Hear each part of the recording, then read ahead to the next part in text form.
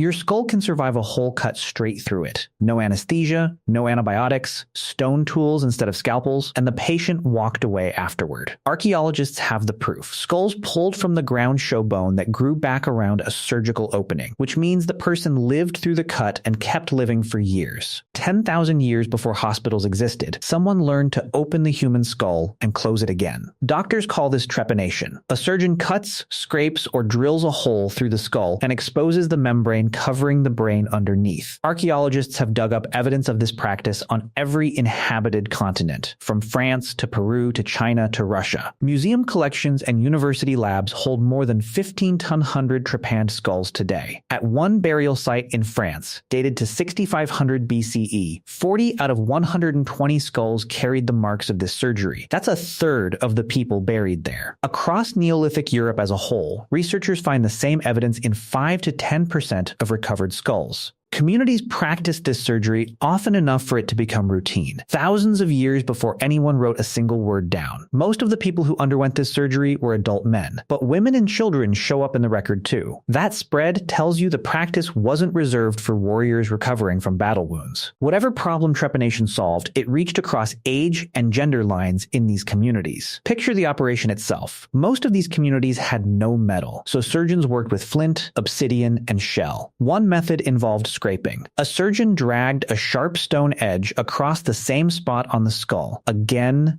and again, wearing the bone thinner with each pass until it finally broke through. A second method, grooving, meant carving a circular channel into the bone, cutting deeper each time until a disc of skull lifted straight out. A third method used a ring of small holes drilled close together, connected afterward by chiseling away the bone between them. Each technique demands patience from the surgeon and stillness from the patient. Someone lying calm through that process, with no modern sedation, tells you something about pain tolerance in the ancient world, or points to a plant-based sedative nobody has identified yet. Both could be true at once. Communities had real reasons to attempt this surgery. Head trauma explains a large share of the cases. A blow from a club, a rock, or a bad fall could fracture the skull and press broken bone against the brain. Cutting a hole let a surgeon clean out pooled blood, lift out bone fragments, and relieve pressure that would otherwise kill the patient slowly. Other cases point to chronic conditions. A person suffering from seizures, crushing headaches, or sudden changes in behavior may have received this treatment, built on the belief that whatever caused the problem needed a way out. Illness carried spiritual weight in many of these cultures. A hole cut into the skull may have served as a literal exit point for a force people believed was trapped inside the body. Here's a number that should stop you. Survival rates for this surgery run between 50 and 90% across different eras and regions, and most studies land toward the higher end. In Peru, where the practice spread widely, survival climbed to roughly 80% by 1400 to 1500 C. Inca surgeons worked with stone and bronze tools, no sanitation, and no formal training in anatomy, yet pulled off outcomes that would impress a modern hospital. Compare that to the American Civil War, fought about 400 years later. Battlefield surgeons performing cranial surgery using metal instruments and a working knowledge of anatomy lost patients at a rate of 46 to 56%. Healers working with rocks in the ancient world consistently beat surgeons working with steel 4,000 years later. Some patients went back for more. Archaeologists have found skulls with 2, 3, even 4 separate trepanation sites, each one showing signs of healing. A Bronze Age skull recovered in Jericho, dated to roughly 2200 to 2000 BC, carries 4 distinct holes, and the person survived every one of them. Multiple operations on a single skull point to 2 possibilities. Either repeated head injuries hit the same person across one lifetime, or a chronic condition called for the same treatment again and again. Either way, that person trusted the same kind of healer more than once, and survived the return trip every time. Survival didn't happen by luck. Bone doesn't grow back around an open wound unless someone keeps that wound clean while it heals. Ancient surgeons likely understood, without any concept of germs, that certain plants, coverings, or cleaning practices cut down infection and sped up recovery. They couldn't name the mechanism the way we do now, but the results speak clearly enough.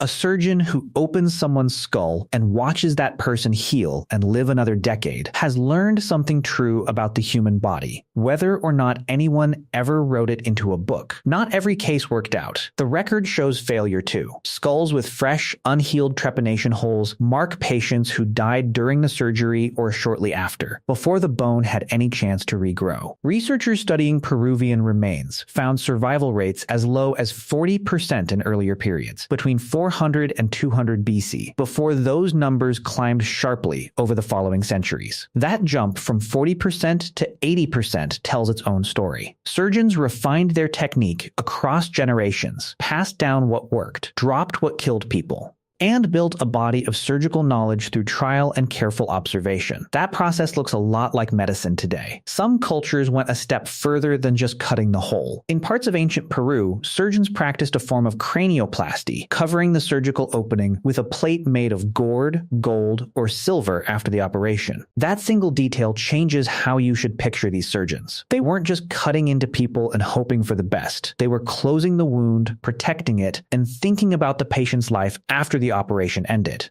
The tools raise a harder question on their own. Flint and obsidian hold an edge sharp enough to cut through bone, but neither material gives a surgeon the fine, steady control a modern scalpel offers. Cutting through a human skull without damaging the membrane underneath, let alone the brain itself, demands precision that has less to do with the tool and more to do with the hands holding it. Whoever performed these surgeries had done this enough times to know exactly how much pressure to apply, exactly where the bone thinned out, exactly when to stop cutting. That kind of skill comes only from repetition, and repetition means these operations weren't isolated acts of desperation. Whole lineages of healers likely trained for this specific skill and handed it down through generations, the way any specialized trade gets passed from teacher to student. Trepanation didn't stop when written history began. The practice continued through the Bronze Age, the Iron Age, and into recorded antiquity. Studies of late Iron Age remains from Switzerland found survival rates around 78%, matching the broader pattern from earlier centuries. Archaeologists have even found one case of trepanation performed on a cow in France, dated to roughly 3400 to 3000 BC. The animal didn't survive, but the case raises its own question. Was someone practicing the technique before trying it on a person, or testing whether the surgery could treat livestock too? Nobody has settled that debate yet. The practice only started fading as medieval and early modern medicine, in a strange twist, grew less effective at treating head injuries than methods used thousands of years earlier. Survival rates for cranial surgery actually dropped between the ancient world and the 1800s. They only climbed back up once germ theory, anesthesia, and sterile surgical technique arrived in the late 19th and early 20th centuries. For a few thousand years in between, doctors with more formal training and better tools got worse results than surgeons working with sharpened rocks. Look at the full shape of this story. Long before anyone understood bacteria, nerve function, or basic anatomy, people were cutting into each other's skulls and getting results that beat surgeons working 4,000 years later. They built that skill through direct observation, hands-on teaching, and a close relationship with the human body that no book could replace. Every hole cut into every skull sitting in a museum drawer right now represents a person who trusted another person enough to let them cut open their head and lived to tell about it. That trust and the skill behind it existed long before medicine had a name for what it was doing.